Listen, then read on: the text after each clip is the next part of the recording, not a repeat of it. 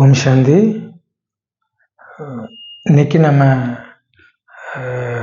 அஞ்ஞானிகளுக்கான இது ஞானம் இல்லாதவர்களுக்கான வீடியோ பதிவுகளில் இன்னைக்கு ஒரு வீடியோ பார்க்க போகிறோம்.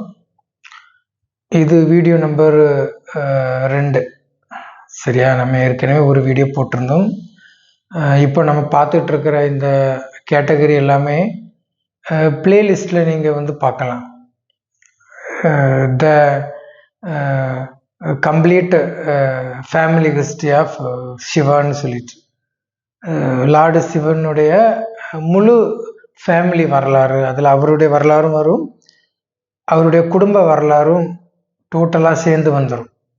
அப்படி தான் நம்ம இப்போ பார்த்துட்டு இருக்கிறோம். இதுவுமே ஒரு பிளேலிஸ்ட்டில் நம்ம போட்டு கொடுக்குறோம். இது வீடியோ நம்பர் 2. இது நம்ம ஏற்கனவே அந்த 7 days Rajyoga free meditation class போட்டிருக்கிறோம்ல, அது நம்ம இந்த நாலேஜுக்கு பிரம்மகுமாரிகள் ரீதியாக அவங்க போய் எடுத்துக்கக்கூடியது. முதல்ல அது அந்த 7 days ராஜயோகா கிளாஸை முதல்ல சொன்னால் அவங்களுக்கு புரியாது. நம்ம கொடுத்துட்டோம். அப்போ அவங்க அந்த வீடியோ சார்ந்த அந்த 7 days கோர்ஸ்லாம் எடுக்கணும் அப்படின்னா இப்படி அஞ்ஞானி சார்ந்த ஒரு சில விளக்கங்களை நம்ம கொடுத்தா அவங்களுக்கு புரியுங்கிறதுக்காக தான் நம்ம இந்த டாப்பிக்கை தொட்டிருக்கிறோம். சரி, இதில் முதல்ல லார்டு சிவானுடைய, கடவுள் சிவனுடைய ஒரு வரலாறை கொஞ்சம் நிறைய வீடியோஸ் போகும். சரி, நம்ம அந்த புராணங்கள் சிவபுராணம் தழுவி தான் எடுக்க போகிறது இல்லை. மற்றபடி சிவஞானத்தில் சொன்ன ஒரு சில பார்ட் ஆஃப் த ஒரு சில விஷயங்கள் டூல்ஸ் உண்டு சிவனுக்கு, அதை தான் நம்ம பார்க்குறோம். நம்ம இது வீடியோ நம்பர் 2. ஏற்கனவே வீடியோ நம்பர் 1 பார்த்தோம். இது வீடியோ நம்பர் 2. இன்னைக்கு நம்ம பார்க்க போகிற டாபிக் தலைப்பு என்ன அப்படின்னா, கடவுள் லார்டு சிவா இருக்கிறார்ல, அவருடைய அங்க அடையாளங்கள் பற்றி தான் பார்க்க போகிறோம். அப்போ சிவனுடைய அங்க அடையாளம், அவருடைய உடல்ல இருக்கக்கூடிய ஸ்பேர் பார்ட்ஸ்லாம் நிறையா இருக்கு. இன்னும் கேட்டிங்கன்னா கடவுள் சிவன் வந்து இப்படி ஒரு ஒளியின் வடிவமானவர் தான். அதனால அவரை ஜோதி அப்படின்னு சொல்லுவாங்க. ஆனந்த ஜோதி, பிரம்மாண்ட ஜோதி அப்படின்னு. ஓகேவா? அப்போ கடவுள் சிவனுடைய விஷயங்களை நம்ம தெரிந்து கொள்ளணும் அப்படின்னா, அப்போ அதில் டோட்டலாக நம்ம அவருடைய அங்க அடையாளங்களை பற்றி தான் நம்ம முதல்ல புரிந்து கொள்ளணும். அது புரிந்து கொள்றதா மிகப்பெரிய விஷயம். போன வீடியோலுமே ஒரு சில விஷயங்களை அவர் அப்படி இருக்கிறாருன்னு நம்ம கொடுத்துருந்தோம். இன்னைக்கு ஒரு வித்தியாசமான டாபிக். இது லிங்கம் இருக்குது, இது சிவன். அப்போ சிவலிங்கத்தினுடைய கேரக்டர் தான் இங்கே சங்கரா காட்டியிருப்பாங்க. இது சிவலிங்கம், இது சங்கரர். அப்போ இவரையும் சிவன் தான் சொல்லுவாங்க. இவர் சிவன் தான், ஆனால் ஹரஹர சங்கர மகாதேவன். இவரை வந்து அழித்தலி நிமித்தமாக, நமக்கு தெரியும் காத்தல், படைத்தல், அழித்தல் செயல்களை செய்கிறாங்களோ, இதில் அழித்தல் நிமித்தமானவர் தான் கடவுள் சிவன். இவர் சிவலிங்கம். உண்மையிலே இவர் தான் சிவன்.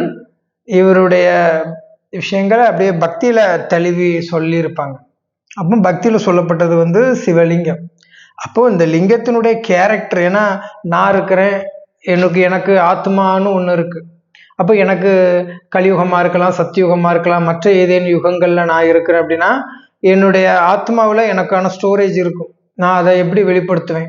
நான் அதை வெளிப்படுத்தணும் அப்படின்னா எனக்கு வந்து மனித சரீரம்னு ஒன்று வேணும். அப்போதான் எனக்கும் சிவனுக்கும் நிறைய வித்தியாசங்கள் இருக்கு. நானும் அவரை மாரி ஒரு எக்ஸ்ட்ரா ஃபிட்டிங் எல்லாம் போட்டாக்கி சிவன் மாரி தான், எல்லாருமே அப்படிதான்.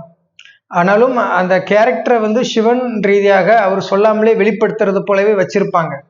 அதை தான் நம்ம இன்னைக்கு பார்க்க போறோம். அப்போ என்னுடைய விஷயங்களை வந்து எப்படி சொல்றது அப்படின்னா, நான் செய்யக்கூடிய செயல்களில் கண்டுபிடிச்சிருவாங்க. அது பாசிட்டிவான விஷயங்களா இருக்கலாம், இல்லைன்னா நெகட்டிவான விஷயங்களா இருக்கலாம். அந்த கண்டுபிடித்தலுக்கான விஷயங்கள்ல சொல்றேன், வேற ஒன்றும் இல்லை. அப்போ அதே போல என்னுடைய கேரக்டர் வெளிப்பட்டுரும். ஏன்னா ஆத்மாவில் ஒரு கேரக்டர் இருக்கு. அதை வெளிப்படுத்துறதுக்குன்னா நம்ம மனிதர்களாக, நான் மட்டும் கிடையாது, உலகத்துல 830 கோடி சம்திங் மக்கள் இருக்கிறாங்க. எல்லாருமே அவங்கவுங்க கேரக்டர்ல தான் நல்லவங்க கெட்டவங்க, எப்படிப்பட்ட கேரக்டர். ஆத்மாக்கள் பலவிதமாக இருக்கு. ஒரே ட்வின்னாக அவங்க பிறந்தாலும் கூட ஆத்மா அந்த உடல்ல வரும்போது டோட்டலா மாறுபட்டு தான் இருக்கு. நமக்கு தெரியும், நமக்கு தெரியாமலாம் ஒன்றும் இல்லை இல்லையா? அப்படி. அப்போ இன்னைக்கு நம்ம என்ன இருக்கிற சிவன் இவருடைய நினைவு லிங்கம். அப்போ இந்த சிவனுடைய கேரக்டர்னு ஒன்று இருக்கு. இது மிகப்பெரிய விஷயம். நீங்க எந்த யூடியூப் சேனல்லையுமே தேடி கண்டே பிடிக்க முடியாது.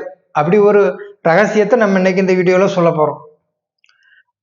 அப்போ இந்த லிங்கத்தினுடைய கேரக்டர் தான் இங்கே சங்கராரா காட்டப்பட்டிருக்கிறது. அப்போ இந்த கேரக்டர் தெரிஞ்சால் நமக்கு ஓரளவு தெளிவு இருக்கும். இதை எந்த யூடியூபரும் போடலை. யூடியூப்பில் நான் செக் பண்ணியிருக்கிறேன். எதுவுமே சொல்கிறாங்க, ஆனால் டீப்பாக எடுத்துகிட்டு போக முடியாது.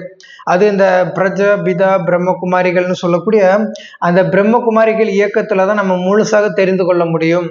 சாதாரணமாக நீங்கள் அந்த பக்தி சாமி கும்பிட்டுக்கிட்டு இறைவனுடைய உண்மை, ஏன்னா சாமி கும்பிட்றவங்களுக்கு இறைவன் எப்படி இருப்பாருன்னே தெரியாதே, ஏன்னா இறைவன் எங்கே வாராருன்னு தெரியாதே இல்லையா?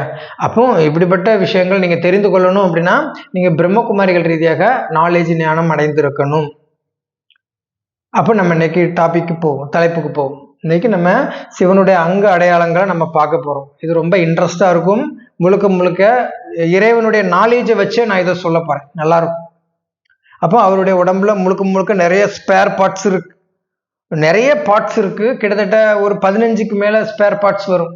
அப்போ அதில் எதை மீன் பண்ணுதுன்னு, அப்போ அவருடைய கேரக்டர் அதுதான், அப்படிதான் காட்டப்பட்டிருக்கு. அப்போ இவருடைய ஒவ்வொரு அங்க அடையாளங்களையும் இன்னைக்கு நம்ம அப்படியே சைடில் நான் இது ஒரு மாதிரி சைடில் அப்படி கொடுத்துக்கிட்டே தான் வருவேன். ஏன்னா நீங்கள் அது கிளியரிட்டி உங்களுக்கு கிடைக்காதுங்கிறனால. அப்போ ஒவ்வொரு ஸ்பேர் பார்ட்ஸையும் சைடில் கொடுப்பேன். நீங்கள் அதை புரிந்து கொள்றதுக்காக கொஞ்சம் இன்ட்ரெஸ்டாக போகும்.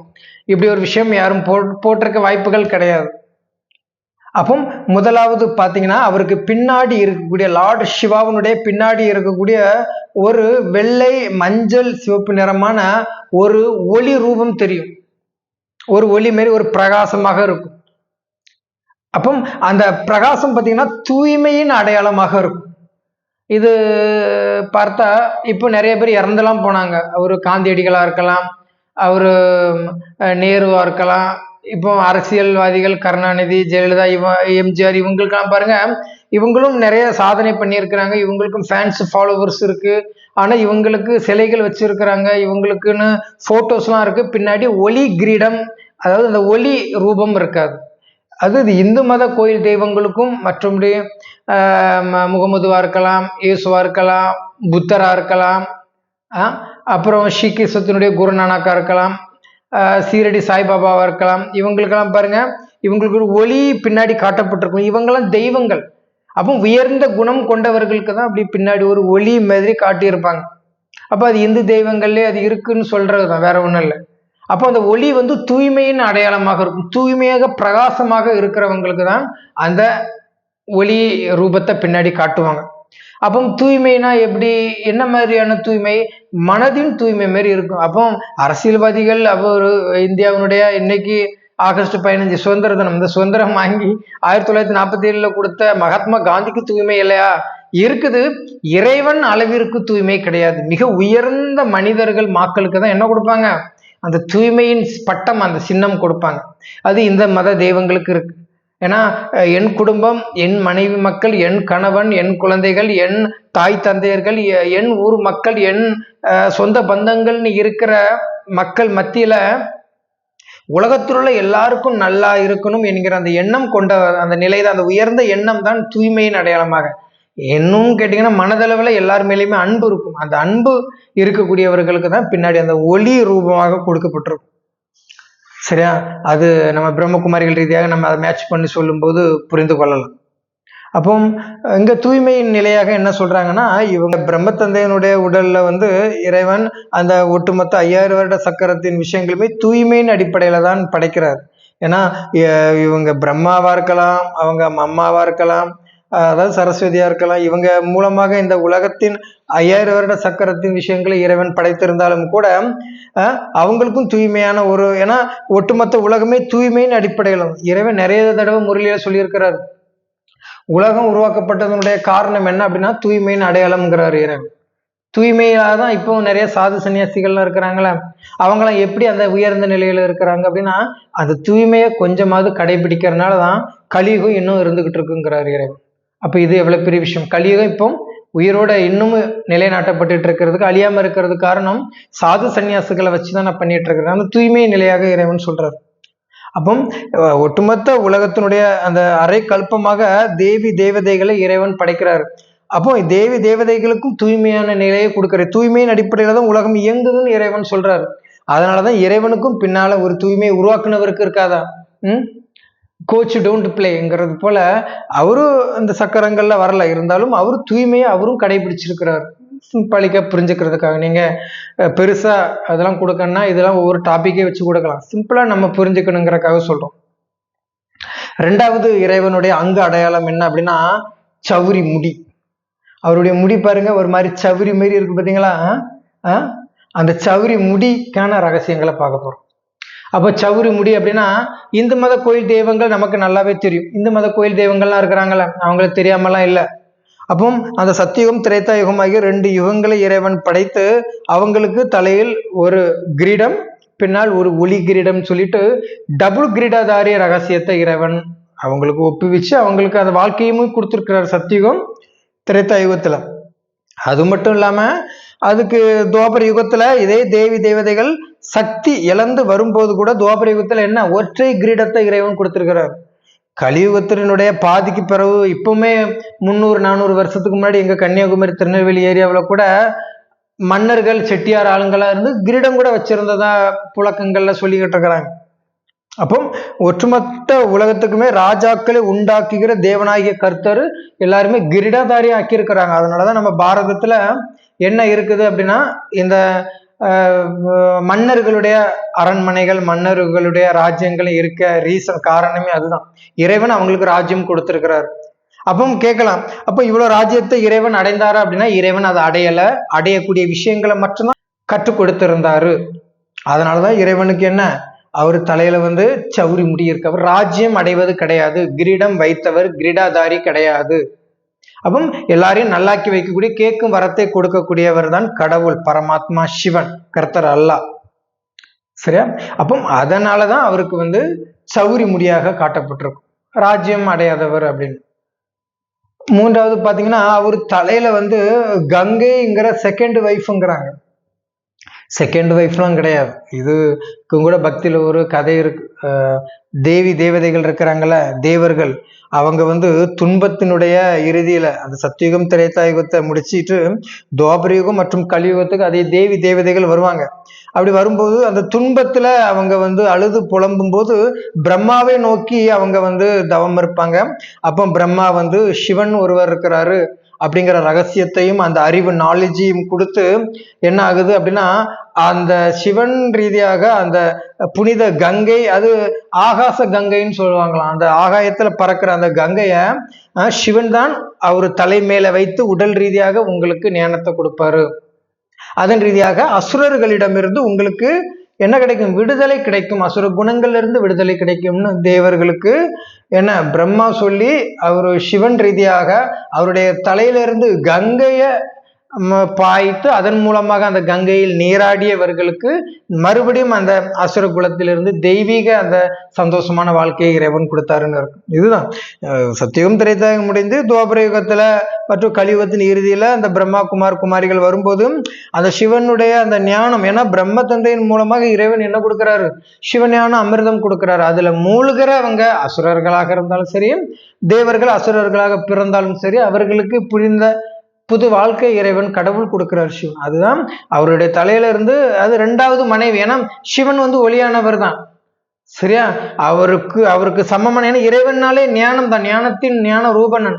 அப்ப அந்த இறைவன் கொடுக்கக்கூடிய ஞானம் இருக்குல்ல, அந்த ஞானத்தை 2வது மனைவி மாரி. ஏன்னா அவருக்கு செகண்ட் அடுத்த நிலையே ஞானம் தான். அந்த ஞானம் கொடுக்கறதுனாலதான் அவரை இயக்கத்துல பெருசா வச்சிருக்கிறாங்க சிவனை, கடவுளை. உலகம் முழுவதும் சர்வமும் சிவமயம் இல்லையா? அதனால அப்போ அந்த கங்கைங்கிற அந்த நிலையில இருந்து அப்படியே அந்த புனித நீரை மக்களுக்கு தெளித்து அந்த ஞானத்தை அவர் கொடுக்கறது தான் ஞான கங்கை, ஆகாச கங்கைன்னு சொல்றது. இப்படி இயக்கத்துல ஞானம் கொடுக்கறது தான். மற்றபடி இந்த சக்கர விளக்கம்லாம் தெரிஞ்சுக்கணும்னா என்னுடைய ப்ரீவியஸ் வீடியோஸ் எல்லாம் நீங்க பார்த்து தெரிஞ்சுக்கணும். முழு விளக்கங்கள் அதுல இருக்கு. அப்போ இப்படிதான் அந்த ஞானத்தை, அதுதான் சொல்றாங்களே நம்ம கிறிஸ்டியானிட்டியில என்ன சொல்றாங்க அப்படின்னா அவங்க அந்த தொட்டி மாரி இருக்கும், தொட்டிகளை ஞான ஸ்நானம் எடுக்கிறதுன்னு சொல்றாங்க. அதாவது ஞானத்தை தான் எடுத்துக்கொள்றதுங்கிறது, அது தண்ணியில மூழ்கிறதுன்னு சொல்லிட்டாங்க. அப்ப இந்து மதத்தில் இல்லையானா நிறைய பேர் இங்க இருந்து அங்க கங்கையில போய் நீராடுறாங்க, பாவங்கள் போகும்னு சொல்லிட்டு. அப்போ இந்த பக்கம் பாத்தீங்கன்னா சபரிமலை ஐயப்ப சாமி பக்தர்கள் கடல் குளிக்க போறாங்க. ஜீல கடல்ல குளிச்சு என்ன பண்றாங்க அப்படின்னா அவங்க அப்போ தன்னுடைய பாவங்கள்லாம் போய், ஏதாவது கோயில் திருவிழாக்கள்னா போறாங்க. அப்போ அந்த தண்ணியில சாதாரண வெறுமனான கடல் தண்ணி, கடல் தூய்மையானது தான், ஆனா உங்களுடைய பாவங்களே கடல் போக்குமா அப்படின்னா கேள்விக்குறிதான். அப்போ இந்த ஞானத்துல நம்ம மூழ்கி எழுறது அப்படின்னு சொல்றாங்க.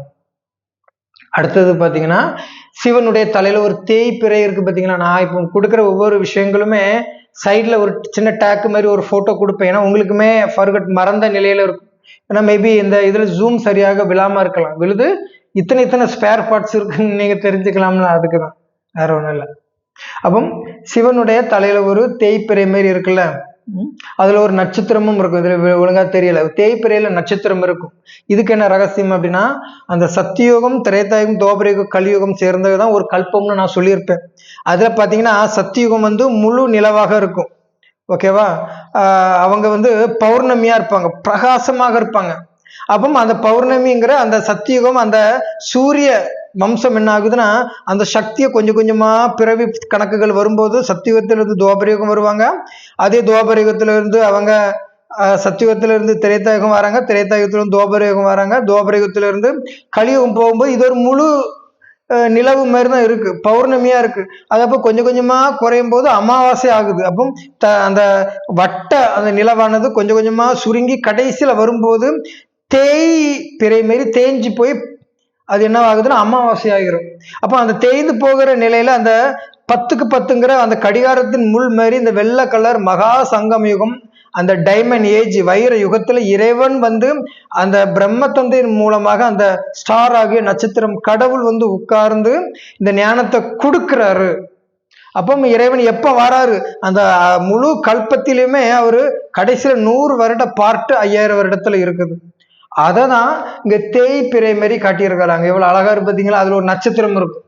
அப்போ உலகத்தின் அவரு சுகமான உலகத்துக்கு அவர் எப்போதுமே வர்றதில்லை. உலகம் எப்போது அழியும் தருவாயில இருக்குதோ அப்பதான் இறைவன் வருவாருங்கிறத சிம்பாலிக்காக கலியுகத்தின் இறுதியில் இறைவன் வாராரு. அதுதான் அந்த முழு நிலவு தேய்ந்து போய் பௌர்ணமியிலிருந்து அமாவாசை ஆகும்போது அந்த நட்சத்திரம் அதுல போய் உட்காருதுங்கிறது. அப்போ இது நீங்க பாத்தீங்கன்னா இது இல்லையா அப்படின்னா இருக்கு. இஸ்லாம் முஸ்லிம்கள் அவங்களுடைய மசூதிக்கு மேல அந்த இருக்கிறதுல புக்கு மாரி வச்சிருப்பாங்க, 786ன்னு இருக்கும்.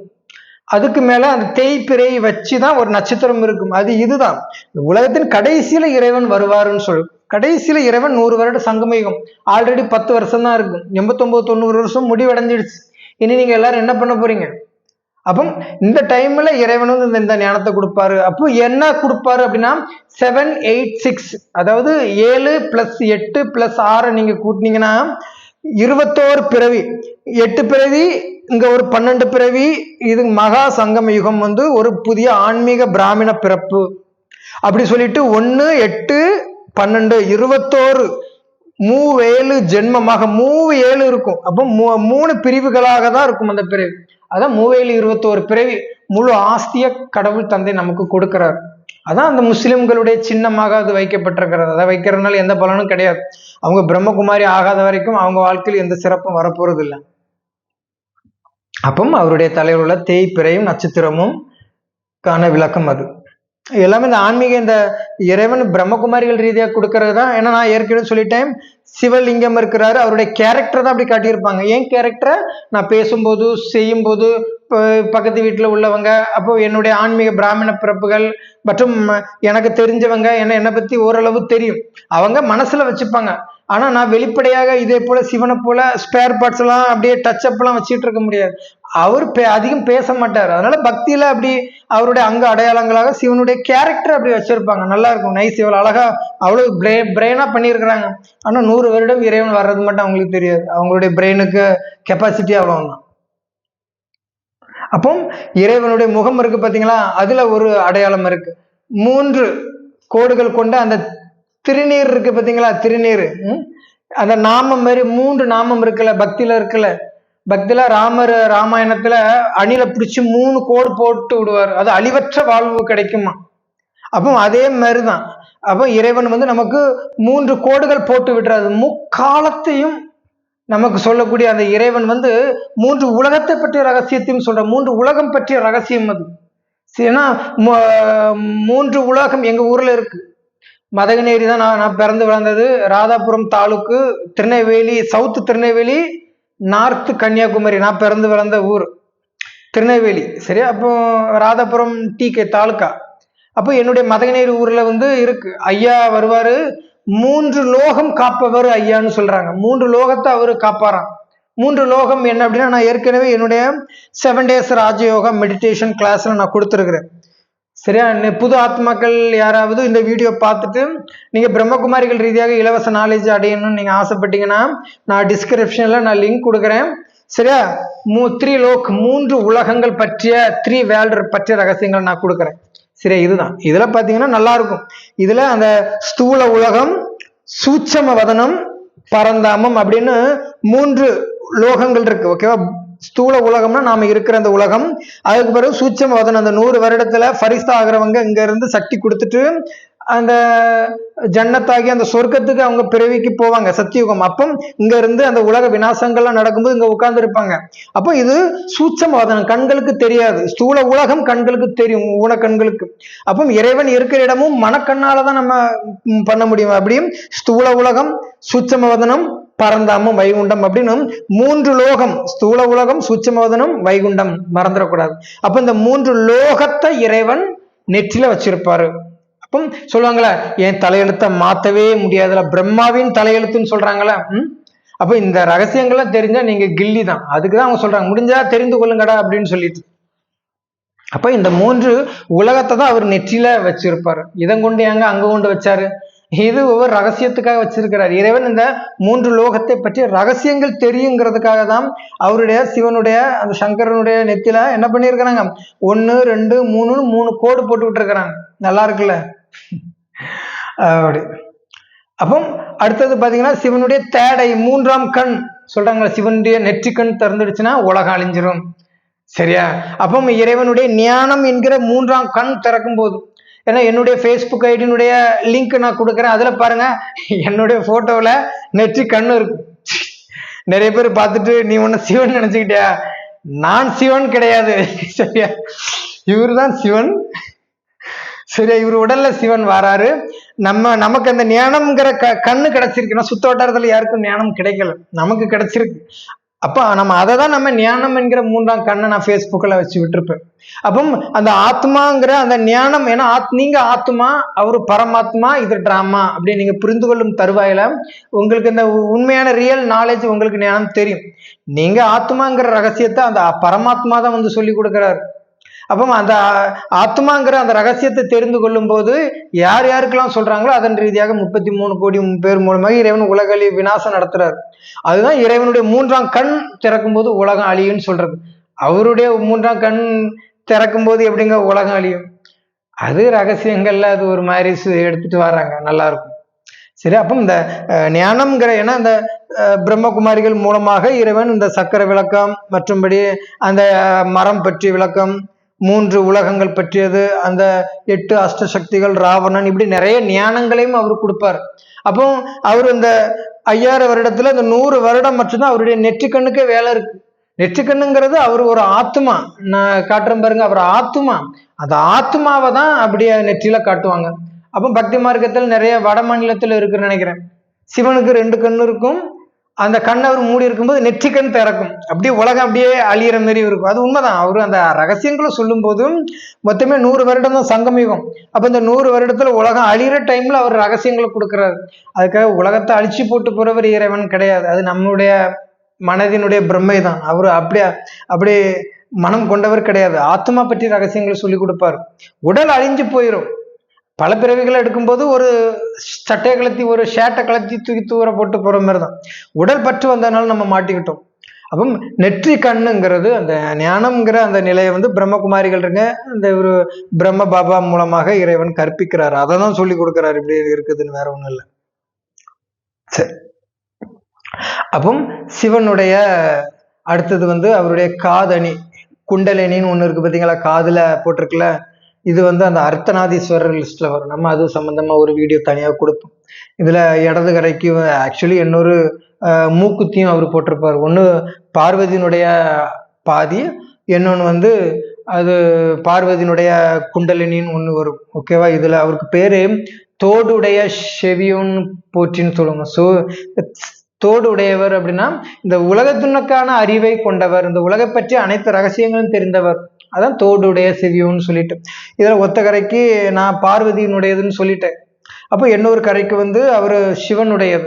இன்னும் ரொம்ப டீப்பா அசிங்கமாலாம் எடுத்துக்கிட்டீங்கன்னா இந்த தோடு உடையதுக்கு பாத்தீங்கன்னா என்னவா இருக்குன்னாக்கி ஒரு ரவுண்டு வளையம் மாரி தான் இருக்கும்.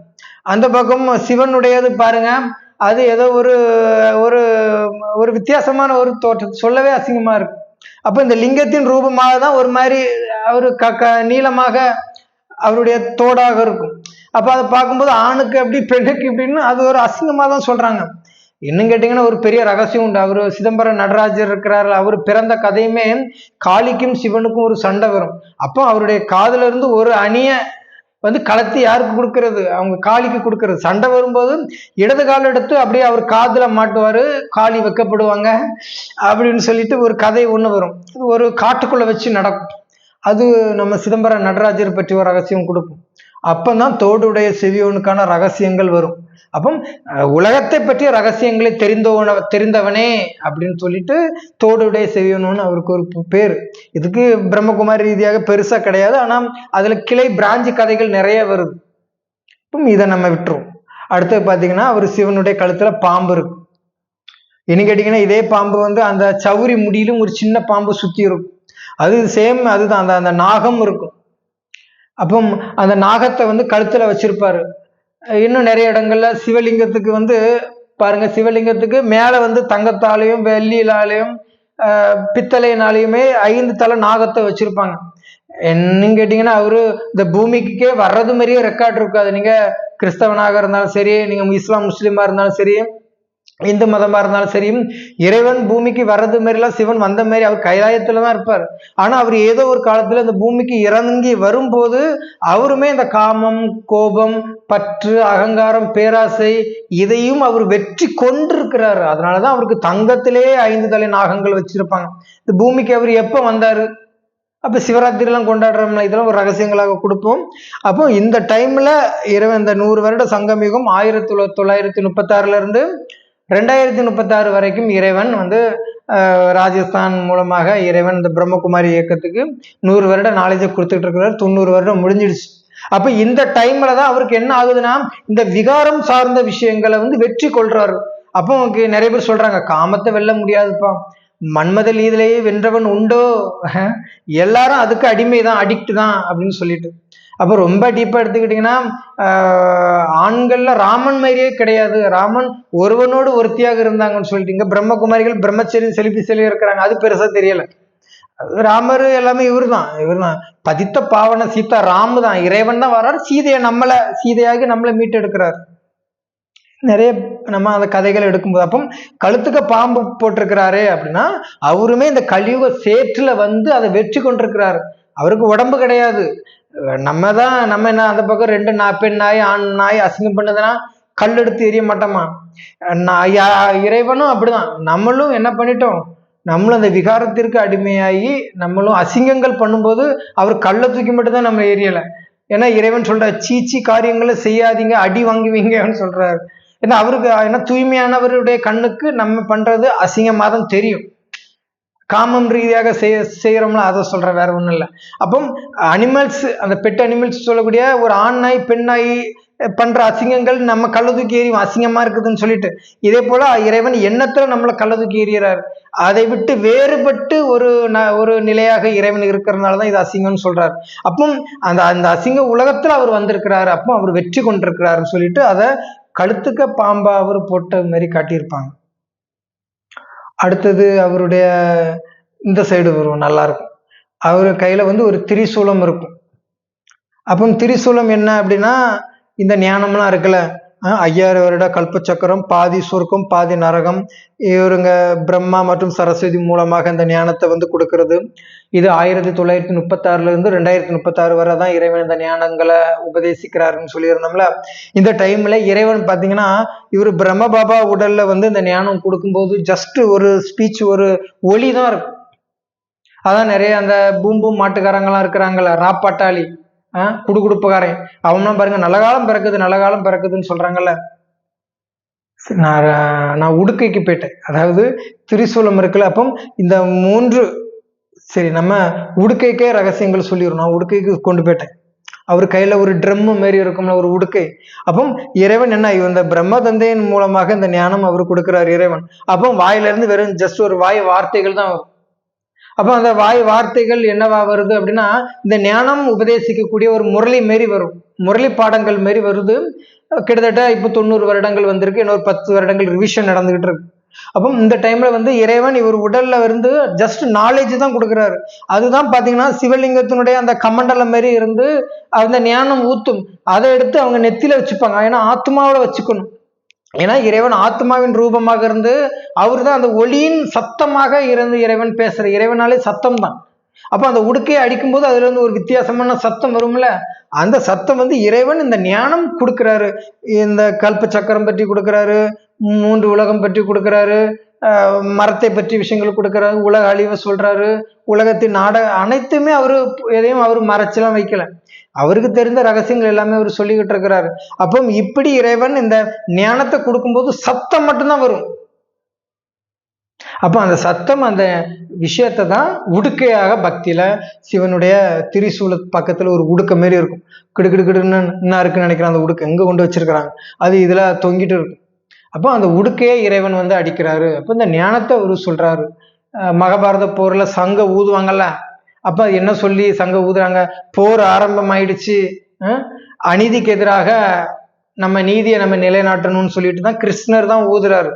அப்ப அந்த ஊதும் போது அங்க போர் நடக்குது. அப்போ அங்க அவரு இறைவன் அனைத்து செயல்களையும் செய்யறாரு. அப்போ இங்க போர்னா இங்க உலகம் அழிய போகுது, என்ன ஒரு 10 வருஷத்துல ரஷ்யா அமெரிக்கா மூலமாக.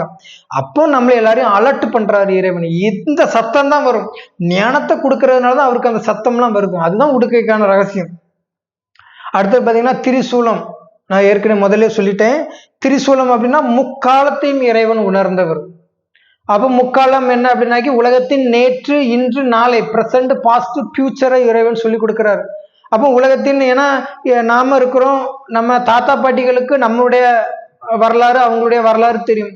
அதற்கு முன்னாடி தாத்தா பாட்டிக்கு முன்னாடி இருந்த பாட்டன் பூட்டன்களுக்கெல்லாம் அவங்க வரலாறும் அவங்களுடைய பேரண்ட்ஸ் ரீதியாக தெரியும். இப்படி பல பிறவிகள் எடுத்து முன்னோக்கி கொண்டு போனா அந்த பிறப்பு இறப்புக்கு வராத ஒருவர் தான் என்ன பண்றாரு, உலகத்தினுடைய அனைத்தையும் தெரிந்து வச்சிருக்கிறார். ஏன்னா நான் இருக்கிறேன், நான் ஒரு சிடி மாரி நானே உருவாக்கியிருக்கேன், ஒரு படத்தை நான் எடுத்திருக்கிறேன், அதை நான் யாருக்குமே போட்டு காட்டலைன்னு வைங்களேன். இல்லைன்னா அந்த படம் 3 மணி நேரம் படத்தை பார்த்தவங்க அந்த படத்தை பார்த்துட்டு மறந்துட்டாங்க அப்படின்னா, அந்த படத்தை எடுத்தவன் எனக்கு தான் என்னென்ன டைம்ல என்னென்ன சீன்லாம் ஓடுதுன்னு எனக்கு தெரியும். இல்லை யாருக்குமே போட்டே காட்டலனாலும் எடுத்த எனக்கு தான் என்னென்னங்கிறது தெரியும். இந்த டைம்ல இது நடக்குதுன்னு தெரியும். அதே போலதான் இந்த பிறப்பு இறப்பு சக்கரங்கள், 5000 சக்கரத்துல இறைவன் 100 வருட பார்ட்டு கொடுத்தாலும் இந்த 5000 வருடத்தினுடைய அந்த கல்பத்தினுடைய அனைத்து விஷயங்களும் தெரிந்தவர் இறைவன் தான். அப்போ இந்த உலகம் முன்னாடி இப்படி இருந்துச்சு, பாஸ்ட், அதுக்கு பிறகு இந்த உலகத்துல நீங்க இப்படி கீழான நிலைக்கு வந்தீங்க துவாபரயுகத்துல, அதுக்கு பிறகு இப்ப கலியுகத்தின் இறுதி நடக்குது. இனி நீங்க இந்த ஞானம் எடுத்தீங்கன்னா மறுபடியும் இந்த சத்தியம் திரைத்தாக துவாபரயுக சக்கரத்தை நீங்க சுத்தலாம் அப்படின்னு உலகத்தினுடைய 3 காலங்களையும், நேற்று இன்று நாளை அனைத்தையுமே இறைவன் கற்றுக் கொடுக்கிறார். அதனாலதான் அவர் கையில திரிசூலம் இருக்கும். முக்காலத்தையும் தெரிந்தவர். அப்போ கேட்கலாம், அப்போ இது எதிரிகளை அழிக்கவும் அசுரர்களையும் அழிக்கவும் தானே சிவன் யூஸ் பண்ணாதா வேதம் நம்ம பார்த்திருக்கிறோம். உண்மைதான். அசுரர்களை இந்த 3 அந்த திரிசூலத்தால ஒரே குத்தா குத்தும் போது அவன் என்ன பண்ணிடுவான், அழிஞ்சிருவான். அவனுக்கு இருக்கக்கூடிய அசுர குணங்களை இறைவன் அந்த அசுரர்களை அழிக்கிறதுலாம் கிடையாது. அவர் கேட்கும் வரத்தை கொடுக்கக்கூடியவர் இறைவன். அப்போ அவரு என்ன செய்வார்னா, இதை யாருக்கு கொடுத்திருப்பாரு அப்படின்னா அம்மன் தெய்வங்களுக்கு கையில கொடுத்திருப்பார். அம்மன்கள் தான் அழிப்பாங்க. அம்மன்கள் அந்த ஆக்ரோஷ ரூபம் கொண்டு அவங்க, ஏன்னா இறைவனுக்கு விகாரங்களே கிடையாதுன்னு சொல்லியாச்சு. அவருக்கு காமம், கோபம், பற்று, அகங்காரம், பேராசை எதுவுமே கிடையாது கடவுள் சிவனுக்கு. ஏன்னா அவர் ஒளியின் வடிவமானவர். அப்போ அந்த ஒளி வைத்து உடல் சரீரம் கொண்ட நமக்கு தான் விகாரங்களை வெற்றி கொள்ளக்கூடிய அளவுக்கு இது ஒரு மாயை, இதெல்லாம் ஒண்ணுமே கிடையாது. ஆனாலும் அதுல போரிட்டுக்கிட்டு இருக்கும். போருன்னு நினைச்சா போரு, ஈஸி நினைச்சா ஈஸி. அப்போ இது அம்மனுக்கு சிவன் கொடுக்கிறாரு. அப்போ அந்த 3 காலங்களையும் வைத்து நம்ம இனி இப்படி நம்ம எமோஷனல் ஆயிட்டா நம்ம இனி கீழான நிலைக்கு போயிடுவோமோ அப்படிங்கிற நமக்குள்ளே ஞான மனனம் பண்ணி நமக்குள்ள வரக்கூடிய அசுர குணங்களை இந்த முக்காலத்தையும் இந்த அனைத்து விஷயங்களையும் நம்ம புது வாழ்க்கை அடையிறதுக்காக தான் நம்ம அதை யூஸ் பண்றோம். அதான் நம்மள்தான் அசுரர்கள் இருக்கு. தெருவில் வார போறவன் நம்ம பக்கத்து வீட்டுக்காரன் எதிரியை குத்துறதுக்கா திரிசூலத்தை இறைவன் கொடுக்குறாரு. நீங்க ஜெயிலுக்கு போயிருவீங்க, அப்படிலாம் கிடையாது. காலம்னு சொல்றாங்க திரிசூலத்தை.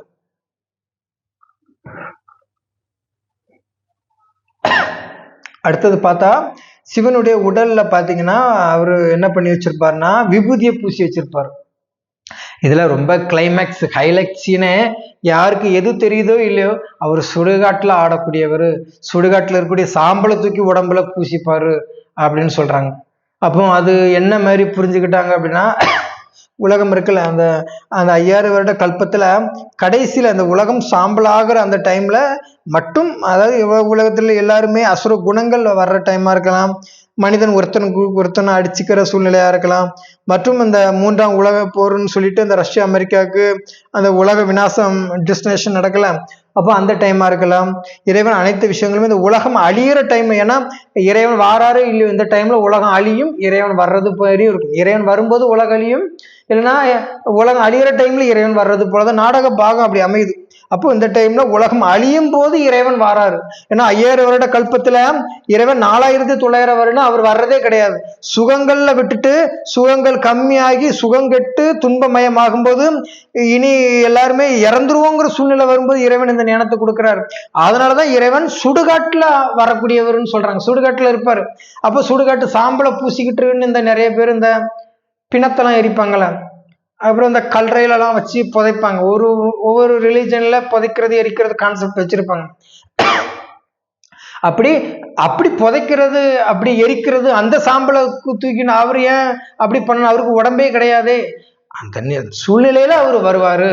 அப்போ பேய்களோட ஆடுவாரு அப்படின்னா பார்த்தது மாதிரியே கதை சொல்லியிருப்பாங்க இல்லையா? அப்போ அவரு பேயோடலாம் ஆட மாட்டாரு. அப்போ பிரம்மகுமாரிகளோட ஞான நடனம் அவர் ஆடுவார். சுடுகாட்டுல தான் ஆடுறாரு. அது எலும்பு கொடுக்குகளோட ஆடுற மாதிரி இருக்கும். அது காமெடியாவும் கொடுத்துருக்கும். அதுக்கு விளக்கமும் என்னது கொடுக்கறது இல்லைன்னா, அவங்க அப்படி விதவிதமா பண்ணி வைக்கும் போது நம்ம அவங்களுக்கு ரொம்ப தலையும் சாய்க்க கூடாது. இன்னும் கேட்டீங்கன்னா இன்னும் வச்சு பண்ணி வச்சிருப்பாங்க, இதோட விட்டுட்டாங்க. அப்போ இப்படி உலக அழியும் போது இறைவன் கடைசி டைம்ல வாராரு. அப்போ சுடுகாடு ஆகும்போது வாராரு அப்படிங்கிறத அவரு சுடுகாட்டுல போய் அவரு இருந்தாரு, சுடுகாட்டுல போய் படுத்து கிடந்தாரு அப்படின்னு கதை எழுதிட்டாங்க. அவர் எந்த சுடுகாட்டுக்கும் போறதில்லை. அவரு டீசெண்டா பிரம்மகுமாரிகள் இயக்கத்துல வந்து ஞானம், அவரு வந்து ஞானம் கொடுக்கறாரு, இயக்கமாயிருக்கு. இல்லைன்னா உங்க பிரம்மகுமாரி இயக்கத்தை நான் சேர்ந்துக்கிறேன் அப்படி ஜாயிண்ட் எல்லாம் போடல, பார்ட்னர் போடல. அவரு வரும்போது ஒரு இயக்கமாக உருவாயிருக்கு. அடுத்தது பார்த்தா அவரு வந்து பக்கத்துல கமண்டலம் இருக்கும். கமண்டலம்னா ஒரு சொம்பு மாதிரி பெரிய பெரிய சாமியார்கள்லாம் சொம்பு வச்சுட்டு அலைவாங்க. அப்போ அது என்ன அப்படின்னா, அதுல இருக்க தண்ணீரை எடுத்துட்டு தெளிச்சு நீ நாயாக போ, பள்ளியாக போ, செடி கொடியாக போன்னு சபிக்கிறதுக்கும் யூஸ் பண்ணுவாங்க. நிறைய நேரங்கள் நீ நல்லா இருப்பா, நீ 100 ஆயுளோடு இருப்பான்னு சொல்லி உங்களுக்கு உங்களை வாழ்த்துறதுக்காகவும் செய்வாங்க. ஒரு சில சாமியார்கள் ஒரு சில சித்தர்கள்லாம் சொன்னது பழிக்கும். அப்போ இறைவன் இந்த டைம்ல இந்த பிரம்மகுமாரிகள் இயக்கம் மூலமாக இறைவன் இந்த 100 வருட ஞானம் எடுக்கும்போது தத்வைதம்னு சொல்றாங்க. ஏன்னா நிறைய சாமியார்கள் பாருங்க, இப்படி சித்தர்கள் உட்கார்ந்துருப்பாங்க, கையில கமண்டலம் இருக்கும். கமண்டலத்திலிருந்து அவங்கள டிஸ்டர்ப் பண்ணிட்டா என்ன ஆகும்? நீ நாயப்போ பள்ளியாப்போன்னு சபிச்சிருவாங்க. இதுவே நீங்க அவங்கள பூ போட்டு வழிபடுறது போல அவருக்கு ஒரு சீசர் மாரி ஒரு சீடன் மாரி இருந்து அவரை குருவாக்கி நீங்க நினைச்சீங்கன்னா நீ நல்லா இருக்குன்னு வாழ்த்துவீங்கள, அது இங்க நடக்குது. இந்த டைம்ல அந்த பிரம்மகுமாரிகள் இயக்கம் மூலமாக ஞானம் அடையாம இறைவனுக்கே நீங்க பாடம் சொல்லும் நிலை இருக்கும்போது தத்வைதம்னு சொல்றாரு. நீ என்னவாக ஆகணுமோ அதுவாகவே நீ போக கடவுதுன்னு இறைவன் சொல்றாரு. அப்போ இந்த டைம்ல 100 வருட ஞானம் எடுத்தா உங்களை வாழ்த்துவார். இதுவே நீங்க பிரம்மகுமாரிகள் இயக்கத்துக்கு எதிராகவும் இல்லை உங்க வாழ்க்கை அந்த சொல்லுவாங்களா ஸ்ரீமத்து பரமத்து மண்மத்துன்னு சொல்லுவாங்க.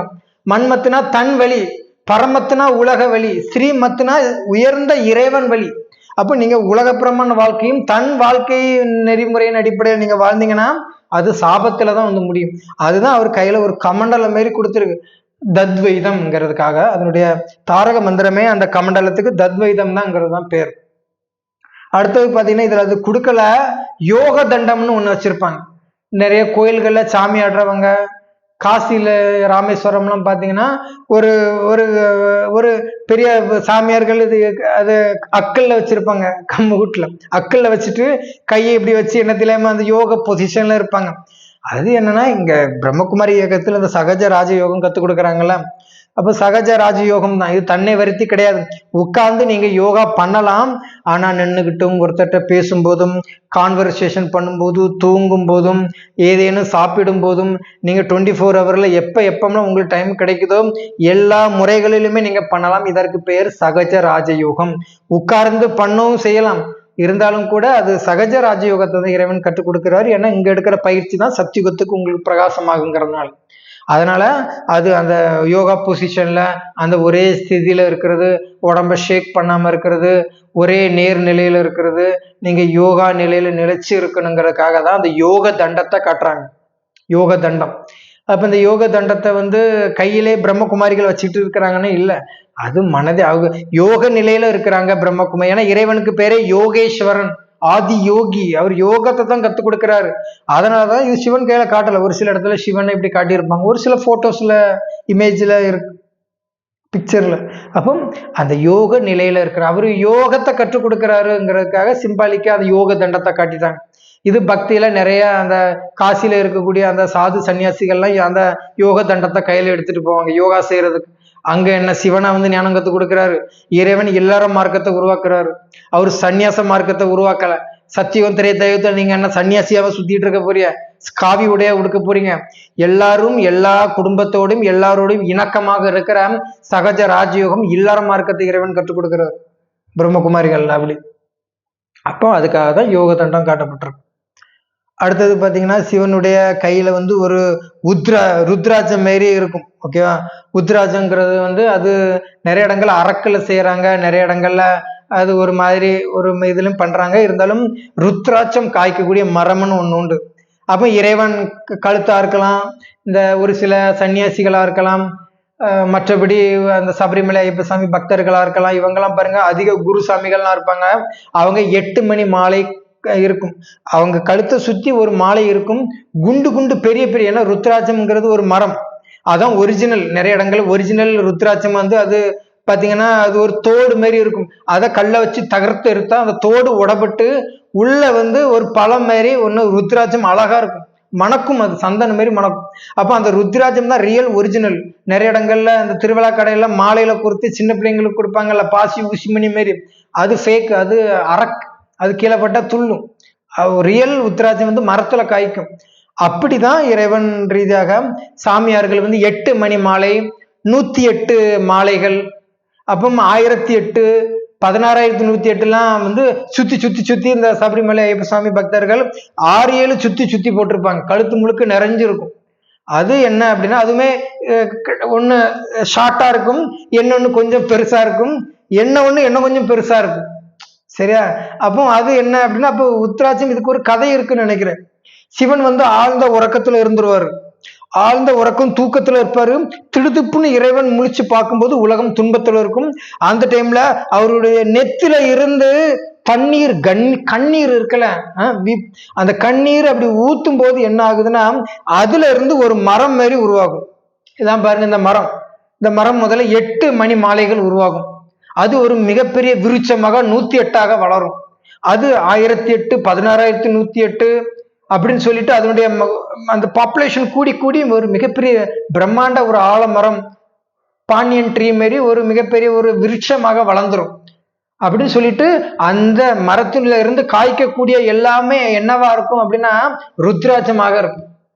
அப்போ இது ஒரு கதையாக இருக்கு. நான் என்ன எவ்வளவு ஈஸியா அழகா கொடுத்துருக்குறாங்க. கதை அமைப்புக்காக ருத்ராட்சம் இருக்கு, அதை தான் அவர் கையில வச்சு அப்படியே சுத்துறது போல வச்சுக்கிட்டு இருக்கும். அப்போ அந்த 108 மணிமாலைகளை அப்படியே கையில வச்சு அப்படியே உருட்டிக்கிட்டே இருப்பாங்க. நிறைய ஸ்தூல சரீரத்தின் பிராமணர்கள் பாருங்க அப்படி கையில வச்சு உருட்டிக்கிட்டே இருப்பாங்க. அது அந்த பூணூல் அணிஞ்சவங்க, அந்த உச்சுக்குடிமி பிராமணர்கள் இருக்கிறாங்க, அவங்க அதை யூஸ் பண்ணுவாங்க. அப்போ இது இந்த ஞானத்துல நம்ம 108 வர்றதா, 8 வர்றதா, 1008 வர்றதான்னு சொல்லிட்டு அந்த தவநிலையிலே காட்டுறதுக்காக சொல்லப்பட்டிருக்கு, வேற ஒன்றும் கிடையாது. இது எல்லாமே இயக்கம் மூலமாக சொல்லப்பட்டதுதான். அடுத்தது அவரை யோகா பொசிஷன்ல மெடிடேஷன் போஸ்ல தான் இருப்பார். ஏன்னா இறைவன் வந்து என்ன பண்றாரு, யோகா தான் கத்துக் கொடுக்கிறாரு. ஆதி யோகி அவர், யோகாவை தான் இறைவன் கத்துக் கொடுக்கிறாரு. அப்போ அந்த பரதநாட்டியம் கத்துக்கக்கூடியவங்க, அவரு சிதம்பரம் நடராஜன், அவர் டான்ஸ் ஆடிக்கிட்டு இருப்பாரு அப்படின்னு அப்படி ஒரு குருமார்கள் ஒரு கேட்டகரி. அதுக்கப்புறம் பாத்தீங்கன்னா அந்த கஞ்சாலாம் இழுத்துக்கிட்டுலாம் இந்த அகோரி குரூப்லாம் இருக்கு பாருங்க, அவங்களுமே மலையில போய் நிறைய விஷயங்கள் பண்ணிட்டு இருக்கிறாங்க. கேட்டா எங்களுக்கு வந்து இறைவன் அந்த அகோரி குரூப்பை தான் அவர் உருவாக்கி இருக்கிறார். பிணத்தோட காமம் பண்றது, கஞ்சா இழுத்துக்கிட்டு போதையிலே இருக்கணும் அப்படி அந்த அகோர கோர்வையில இருந்துகிட்டு இருப்பாங்க. உடல் முழுத சாம்பல்லாம் ஆடிக்கிட்டு, கழுத்துக்க பாம்பும் போட்டிருக்கிறாங்க. பாம்பெல்லாம் அப்படியே பாம்பு வாய் அப்படி பிடிச்சி கடிச்சு இழுப்பாங்க. அது அவங்களை எதுவுமே பண்ணாது. அதுதான் ஆச்சரியம். பக்தி மார்க்கும் கதைகள் அசிங்கமாவும் போகுது. அப்போ அந்த அவரு அப்படி கஞ்சா இழுக்காத போதைங்கிறது அந்த ஆத்மீய அதெல்லாம் ஒரு நாள் பார்ப்போம். கஞ்சா இழுத்தலுக்கும் யோகாவுக்கும் என்ன வித்தியாசம்னு பார்ப்போம். அது இந்த யோகா போஸ்ல யோகா அந்த அந்த போதை யோக போதையில இருக்கிறது தான். அந்த அதீந்திரிய சுகம்னு ஒண்ணு இருக்கு யோகத்துல. அந்த நிலையை அடையிறது தான் அவங்க ஒருவேளை கண்ணுலாம் சொக்கிக்கிட்டே அவரு ஒரு மாதிரி யோக நிலையில இருக்கிறாரு அப்படின்னு புரிஞ்சுக்கிட்டு கஞ்சா அந்த போதை அடையிறதுக்கு கஞ்சா குடிக்க ஆயிட்டாங்க. கஞ்சா குடிக்க அது ஒரு குரூப், அகோர குரூப்புன்னு சொல்லிட்டு அப்படி. அதுக்கப்புறம் சாது சன்னியாசிகள் குரூப்பு ஒரு குரூப்பு அப்படி சொல்லி நிறைய இடங்கள்ல சிவனை வச்சுதான் எல்லாமே பண்ணிட்டு இருக்கிறாங்க. சிவன் அது பண்ணார் இது பண்ணார். அவர் ஆதி யோகி, யோகத்தை தான் அவர் கற்றுக் கொடுக்கிறாரு. பிரம்மகுமாரிகள் ரீதியாக அவரு யோகம் தான் அவர் தான் வந்து இங்க கற்றுக் கொடுத்துக்கிட்டு இருக்கிறாரு ஞானம் அப்படி சொல்லிட்டு அவர் ஒரு யோகா பொசிஷன்ல கட்டியிருப்பாங்க. இங்கேயுமே இந்த ஆன்மீக இயக்கம் ராஜயோகா தியான நிலையம் தான் பேர். ராஜாவாக சொல்லுவாங்க, ராஜயோகம் அடிச்சிருக்குன்னு சொல்லிட்டு அந்த ராஜயோகத்தை தான் இறைவன் கற்றுக் கொடுக்கிறாருங்க. அப்போ அப்படி அடுத்தது பாத்தீங்கன்னா அவரு உடம்புல வந்து காவி ஆடை மாரி அணிஞ்சிருப்பாங்க. ஓகேவா, இது புலித்தோலும் அவர் போட்டிருக்கிறாரு. காவி ட்ரெஸ் மாரி லேசா அறையில ஒரு காவி மாரி கட்டியிருப்பாங்க, குருசாமி மாரி. சந்நியாசம்ங்கிறது இங்க ஆன்மீகமே சந்நியாசத்தை தான் ஃபாலோ பண்றது. இதுல பெருசா காட்டல. இந்த போட்டோ வேணா பாருங்க. அவர் இடுப்புல ஒரு காவி ஆடை இருக்கிற சிவப்பு கலர்ல. அப்போ அவர் சந்நியாச முறையை தான் ஃபாலோ பண்றாங்க. உலகத்தில் உள்ள எல்லா மார்க்கமுமே சந்நியாசத்தை தான் பின்பற்றுது. சரி, அப்போ அது அந்தந்த மதம் சார்ந்து நான் பேசும்போது சொல்றேன். அதிகமா நம்ம லென்த் பண்ணாண்டா வீடியோவை. அப்போ அந்த பிரம்மகுமாரிகள் ரீதியாக இறைவன் ஞானம் கொடுக்கறது பாருங்க, சிலபஸ் பிரம்மச்சரியம் தான். அப்போ திருமணம் ஆனவங்களும் வராங்க, அதுக்கு பிறகு அவங்க பிரம்மச்சரியத்தை ஃபாலோ பண்ணணும். நீங்க தூய்மையை கடைபிடிக்கணும்னு சொல்றதுக்காக தான் அவர் காவி ஆடையை இடுப்புல அணிஞ்சிருக்கிறார். அப்பமா அதை ஃபாலோ பண்ணிட்டு நிறைய சன்னியாசிகள்லாம் வந்து நித்யானந்தாவா இருக்கலாம், சத்குருவாக இருக்கலாம், இவங்கெல்லாம் சன்னியாச முறைகளை கொண்டு வந்துட்டாங்க. இறைவனே எங்களுக்கு சன்னியாசத்தை தானே போதிக்கிறாரு, அப்போ நாங்களும் சாது சன்னியாசிகள்னு சொல்லிக்கிறாங்க. அப்படிலாம் கிடையாது. இறைவன் கொடுக்கறது இல்லறத்துல இருந்து. இப்ப அது எப்படி இப்ப இல்லறத்துல இருந்து காமத்தை வெல்ல முடியும்? இல்லறத்துல இருந்து எப்படி சன்னியாசியாக இருக்க முடியும்? இருக்க முடியும். இயேசு கிறிஸ்து வாழ்ந்து காட்டலையா பிரம்மச்சரியத்துல இருந்து? அப்படி அப்போ அது அவர் இடுப்புல ஒரு காவி ஆடை மாரி இருக்கும். அடுத்து பாத்தீங்கன்னா புலித்தோலை அவர் வந்து உடல்ல அணிஞ்சிருப்பாரு, புலித்தோல் அப்படின்னு சொல்லிட்டு. நான் ஏற்கனவே ஒரு 6 வருஷத்துக்கு முன்னாடி இதே யூடியூப் சேனல்ல நான் ஒரு 3வது வீடியோவாக கொடுத்திருந்தேன். இந்தியாவினுடைய தேசிய சின்னங்கள் அப்படின்னு சொல்லிட்டு, அதாவது இந்தியாவினுடைய நேஷனல் சிம்பிள்ஸ்ன்னு சொல்லி கொடுத்த ஞாபகம் இருக்கு. அதுல பாத்தீங்கன்னா இந்தியாவினுடைய அந்த பெங்கால் டைகர் ரகசியம் நான் சொல்லியிருப்பேன். அதே பேசிக் தான். புலி பாருங்க, புலி வந்து ரொம்ப தூய்மையான ஒரு விலங்கினம்னு சொல்லுவாங்க. அதே நேரத்துல புலியின் பால் தங்க தட்டுல தான் தங்கும், எல்லா தட்டுலயும் அது தங்காது. அப்போ மிகப்பெரிய தூய்மையானவர் தான் இறைவன். மற்ற விலங்கினங்களை போல வேட்டையாடி தான் திங்கும், இருந்தாலும் அங்கனோடி கிடக்கிற சல்லி சத்தைகள்லாம் பிறக்கி திங்காது புலிலாம். அது ரொம்ப தூய்மையான ஒரு விலங்கினமாக சொல்லுவாங்க பெங்கால் டைகரை. அப்போ அப்படிப்பட்ட டைகர் புலியினுடைய தோலை தான் அவர் வந்து உடம்புல உடுத்திருக்கிறாரு. இன்னும் கேட்டீங்கன்னா மற்ற விலங்கினங்களை காட்டிலும் புலி ரொம்ப விசேஷமானது. பாத்தீங்கன்னா புலியினுடைய கண்கள் இருக்கு பாருங்க, அது மாறு கண்ணு இருக்கும். அது ஒரு மாதிரி யோக நிலையில ஒரு மாதிரி பார்த்துக்கிட்டு இருக்கும். அதுவே அந்த யோக பொசிஷனை தான் காட்டுது. அப்போ மற்ற விலங்கினங்கள்ல அதிகம் வெற்றி பெறது சிங்கமும் புலிலாம். இப்போ போட்டி போட்டுச்சுன்னா, சண்டை போட்டுனா அதிகமாக வெல்றது என்னன்னா சிங்கம் கிடையாது, புலி தான் வெற்றி கொள்ளும். நம்ம உடம்புல இருக்கிறோம், நம்ம உடம்புல நம்ம முடியெல்லாம் ஷேவ் பண்றோம். மற்ற விலங்கினங்களுடைய முடியெல்லாம் ஷேவ் பண்ணுங்க, அதனுடைய நிறம் அதுல காட்டாது. புலிக்கு அப்படி கிடையாது. அது சிவப்பு நிறம், கருப்பு நிறம், வெள்ளை மாதிரிலாம் கலர்கள் இருக்குல்ல. முடிய டோட்டலா மொட்டை அடிச்ச மாதிரி நீங்க வடிச்சு விடுங்க, அந்த தோள்கள்லயும் நிறங்கள் இருக்குமா. அப்போ புலி இனங்களுமே ஆரம்பத்துல மற்ற புலி இனங்களை தன் இனத்தோட சேர்த்துக்காது.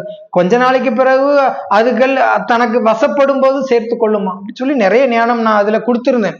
இதுல அதிகம் கொடுக்க வேண்டாம். தூய்மையின் அடையாளமாக இறைவன் ஞானம் சொல்லப்படுது. சரி, வேணா ஒரு சின்ன ஒரு டிப்ஸ் மாரி கொடுத்துருமே. அப்போ அதுக்கு மாறு கண்ணு இருக்குன்னு சொல்றாங்கல்ல, மாறு கண்ணு இருக்கிறது இங்க ஆன்மீக ஞானத்துல நம்ம அந்த யோகா பொசிஷன்ல இருக்கிறது தான் பெங்கால் டைகருக்கு கட்டியிருப்பாங்க. அது அப்படியே ஒரு மாதிரி கண்ணு ஒருமே திருங்கி இருக்கும். புலிக்கு நீங்க கவனிச்சு பார்த்தா தெரியும். அப்போ இந்த யோகா நிலையை கொடுக்கறது முதல்ல ஆரம்பத்துல புலி இனங்கள் பாருங்க மற்ற கூட்டத்தில இருந்து இதே மாதிரி பெங்கால் டைகர் தனி இனத்துக்கு வரணும்னா எதுவுமே முதல்ல சேர்த்துக்காது. கொஞ்ச நாளைக்கு பிறகு அது தனி இனம் தெரிஞ்ச பிறகு தனி இனத்தோட சேர்த்து புழங்கிக்குமா. இந்த ஞானத்துல பாருங்க 7 days கோர்ஸ் எல்லாம் எடுக்கிறாங்க.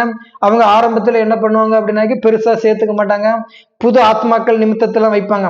அதுக்கு பிறகு அந்த 2 வருஷம் 1 வருஷம் ஆகும்போது பாபாவுடைய மீட்டு, அப்புறம் நம்ம பிராமண பரிவாரம்னு சொல்லிட்டு அட்வான்ஸ் பட்டி எல்லாம் நடக்கும்.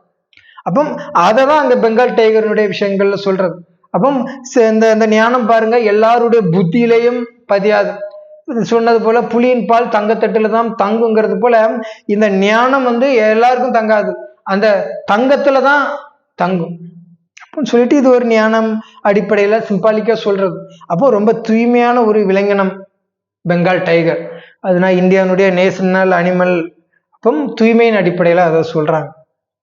அப்போ பெங்கால் டைகருக்கான ரகசியம் இது. அடுத்து பார்த்தா பக்கத்துல நந்தி இருக்கும். நந்திங்கிறது சிவனுடைய வாகனம்னு சொல்றாங்கல்ல, அந்த நந்தி இதுதான். நான் இருக்கல ஒரு பிரம்மாவினுடைய உடல்ல அவர் வருவார். காளமாடு இருக்குல்ல, ஆண் மாடு. நிறைய இடங்கள்ல நந்தி சிவனுக்கு முன்னால இருக்கும். சிவன் இங்க லிங்கமாக உட்கார்ந்து இருப்பாரு. நந்தி காதுல சொன்னாக்கி சிவனுக்கு கேட்கும்னு சொல்லுவாங்கல்ல. அப்போ இவர் பிரம்மா உடல்ல தான் அவர் வருவாரு. அதுக்கு பிறகு அவங்க குல்ஜார் தாதி உடல்ல வந்தாலும் கூட இவருடைய சூட்சும ஒளி உடலை எடுத்துட்டு ஆத்மாவாகிய தந்தை பிரம்ம பாபாவினுடைய ஒளி உடல்ல அவருடைய ஆத்மா இருக்கும். ரெண்டையும் சேர்ந்தாப்புல போல இழுத்துட்டு தாதியினுடைய சரீரத்துக்கு வருவார். தாதியினுடைய ஆத்மாவுக்கும் குல்ஜார் தாதியினுடைய சூட்சம ஒளி உடலுக்கும் இறைவனுக்கும் கனெக்ட் கிடையாது. பிரம்ம பாபாவினுடைய ஒளி உடலை தான் அவர் யூஸ் பண்ணுவார். 100 வருடம் பிரம்மாவுக்கு மூலமாக கொடுக்கும் பாப்தாதான்னு தான் தந்தை சொல்லுவார். அப்போ அவருடைய மெயின் என்னன்னா நந்தி அந்த ஆண் உடல்ல தான் வருவார். அதனாலதான் பக்கத்துல சிவன் எங்கெல்லாம் இருக்கிறாரோ அங்க ஒரு நந்தி காளமாடு உட்கார்ந்து இருக்கும். அப்போ பக்தியிலுமே அவர் முன்னாடி நந்தியை வைக்க காரணம் அதுதான் அவருடைய வாகனமாக இருக்கிறது காளமாடு. அதனாலதான் நிறைய இடங்கள்ல கோமாதா குளமாதான்னு சொல்லிட்டு அந்த காமத்தேனும் பசுவையும் காட்டுவாங்க. அதே நேரத்துல அந்த காளமாடை அதிகம் கோயில்களுக்கு நேர்ந்து விடுவாங்க. பார்த்துருக்கீங்களா? அப்படி அது இப்படி நந்தியினுடைய வாகனமாக இறைவன் இருக்கிறாருன்னு ஒரு கான்செப்டுக்கு சொல்றாரு. கிட்டத்தட்ட எல்லாம் சொல்லியாச்சுன்னு நினைக்கிறேன். அடுத்தது பாத்தீங்கன்னாக்கி சிவன் லிங்கத்துக்கு முன்னாடி இருந்து பக்தி செய்துட்டு இருப்பார். சிவலிங்கத்துக்கே சங்கரர் பக்தி செய்யறாருன்னா அப்ப சிவன் எத்தகையவரா இருப்பாரு. நீ அவரு ராமேஸ்வரத்தெல்லாம் பாத்தீங்கன்னா ராமர் சிவனுக்கு பக்தி செய்து அந்த இலங்கை ஈஸ்வரனை வென்றதாக இருக்கும். அப்போ இவரைக்கே பக்தி செய்யறாருன்னா அப்ப இவரு எவ்வளவு பெரியவரா இருப்பாரு சிவன். அப்போ இவங்க 2 பேரும் தனி ஆளுங்கிறது புரியுதில்ல. ஞானத்தின் அடிப்படையில் இவருடைய கேரக்டர் தான் அப்படி அங்க அடையாளங்களாக கொடுக்கப்பட்டிருக்கு. மற்றபடி டோட்டல் அவர் ஒரே ஒரு இறைவன் தான். அவர் வெவ்வேறு விதமாக பிரிச்சுட்டாங்க. படைத்தல், காத்தல், அழித்தல் எல்லாமே அவர் இறைவன் தான். சர்வமும் சிவமயம் சொல்றது அதுதான். அவர் தான் எல்லாத்தையுமே படைத்து நிமித்தமாக அவர் இருக்கிறாரு. இதோட இந்த வீடியோ முடியுது. கிட்டத்தட்ட 10க்கு மேல நான் கொடுத்துருக்கிறேன்னு நினைக்கிறேன். இதுதான் சிவனுடைய அங்க அடையாளங்கள். இதுல எதுவும் பேசிக்கு உங்களுக்கு டவுட் எதுவும் இருந்ததுன்னா ஃபண்டமெண்டல் அடிப்படையாக எனக்கு நீங்க கமெண்ட் பாக்ஸ்ல நீங்க சொல்லுங்க. இல்லை கமெண்ட் பாக்ஸ்ல எனக்கு சிவனுடைய இந்த விஷயங்கள் எனக்கு கொஞ்சம் தெரியணும்னு ஆசைப்பட்டீங்கன்னா சிவனுடைய இந்த இதுக்கு ரகசியம் என்னன்னு நீங்களே கேளுங்க. அதே கமெண்ட் பாக்ஸ்லயே நான் ஒரு விளக்கம் மாதிரி கொடுக்குறேன். சரியா? இன்னைக்கான இந்த வீடியோ சிவனுடைய அங்க அடையாளங்கள் சம்பந்தமான வீடியோ நம்பர் 2 முடிஞ்சுது. அஞ்ஞானிகளுக்கான விளக்கம் தான். இது மட்டும் கிடையாது. நீங்க இந்த பிரம்மகுமாரிகள் இயக்கமாக நீங்க டைரக்டா நீங்க இயக்கத்துக்கு போய் நன்மை முற்றிலும் ஃப்ரீ தான், பணம் எதுவும் கிடையாது. அப்போ நீங்க பிரம்மகுமாரிகளுடைய இணையதளத்துல எப்படி சர்ச் பண்ணி பிரம்மகுமாரிகளுடைய பிரான்ச்சை நீங்க தெரிந்து கொள்ளணும் அப்படின்னா நான் டிஸ்கிரிப்ஷன்ல பிரம்மகுமாரிகளை இணையதளத்துல அதனுடைய கிளைகளை எப்படி கண்டுபிடிப்பது அப்படின்னு சொல்லிட்டு ஒரு வீடியோ நான் ஆல்ரெடி இப்போ 10 minute வீடியோ கொடுத்துருக்கிறேன். அதை நான் டிஸ்கிரிப்ஷன்ல கொடுக்குறேன். அந்த லிங்கோட கொடுக்குறேன். இந்த லிங்கை கிளிக் பண்ணி நீங்க அந்த 10 நிமிஷம் வீடியோவை பார்த்து புதுசா நீங்க சேர்ந்துக்குன்னு ஆசைப்பட்டீங்க. எல்லாமே இந்த பிரம்மகுமாரிகள் இயக்கத்துல நடக்கிற கூத்து தான் அங்க சர்வம் உலகம் முழுவதும் பரப்பி இருக்கு. சரியா? நீங்க இனி துன்பப்பட வேண்டாம். இந்த ஞானம் புது ஆத்மாக்கள் நீங்க கிடைத்தீங்கன்னா மிகப்பெரிய பாக்கியவான். சிவனுடைய அனுகிரகம் இருக்கிறவங்க தான் இந்த வீடியோவே பார்க்க முடியும், வாட்ச் பண்ண முடியும். சரியா?